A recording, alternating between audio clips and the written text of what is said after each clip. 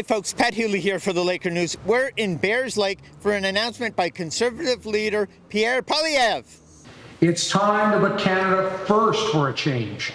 With a new Conservative government that will axe taxes, build homes, unleash resources, stop crime, and bring home jobs to stand up to Trump from a position of strength. Pierre Poilievre is the only one who can bring change to Canada. Here to tell you more about our plan, I have the pleasure of introducing Pierre Poilievre, the only one who can bring change to Canada. Hello, Nova Scotia. What an honor to be here today as we continue with the change election. Already many Canadians cannot afford a new home, and thanks to Liberals, you don't have the ability to buy a car either. And I'm talking about what Mark Carney calls the zero emissions vehicle mandate, or let's call it what it really is, a $20,000 Carney tax.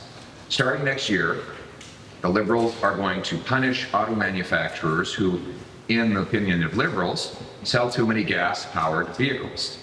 If a company sells even one car over the government-imposed quota, they will face a $20,000 per vehicle tax, which will obviously be passed on to consumers.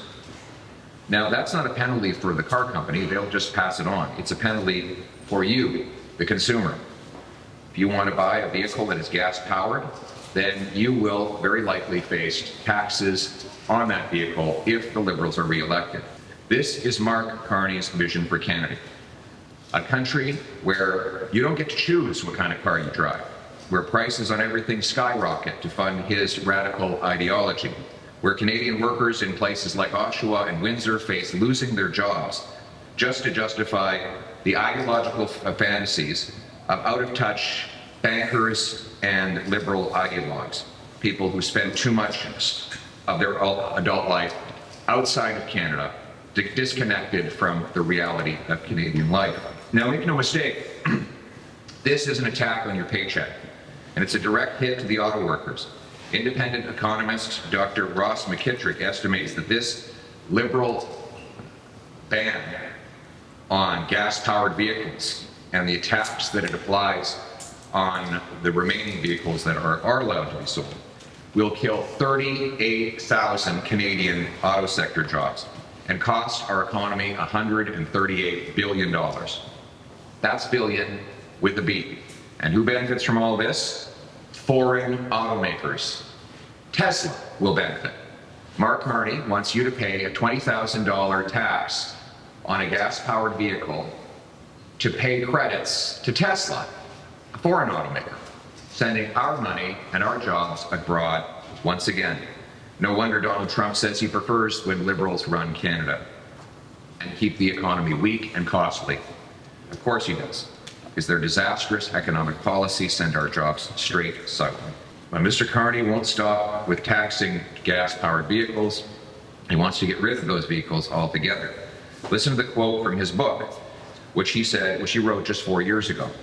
Carney wrote that we need to, quote, use the regulatory policy to frame the future direction of our economy, such as explicit timetables to phase out internal combustion engines.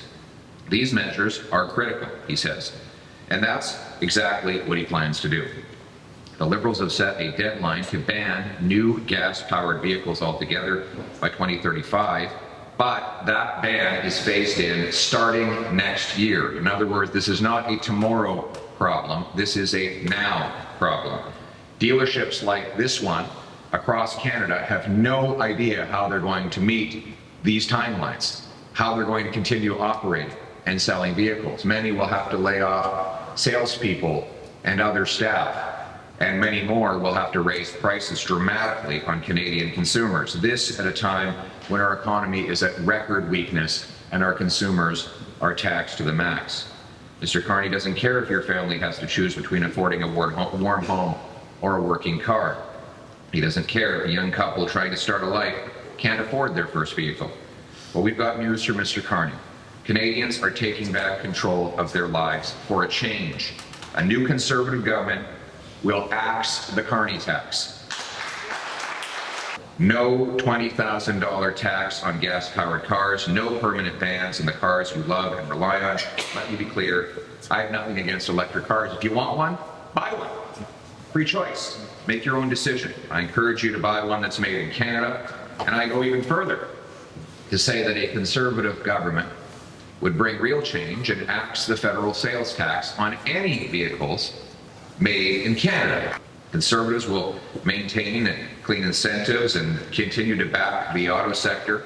We will honor all agreements for the auto sector that the government has made, but we will not force Canadians to pay a $20,000 tax on automobiles. We will continue to support the battery plants, the EVs, and the other commitments the government has made, because we don't believe in tearing up agreements. We believe in supporting Canadian jobs right here in Canada, and we will go even further with powerful incentives for Canadians to buy Canadian-made automobiles, like axing the GST on those purchases. The threat of U.S. tariffs impacting the auto industry, how would you work to ensure that impact is limited?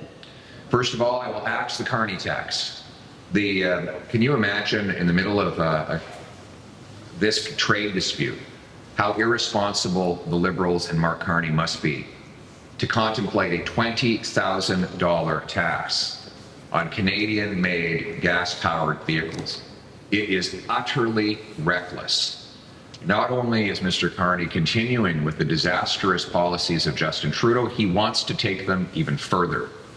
Taxing your vehicle at $20,000 will mean you won't be able to afford one.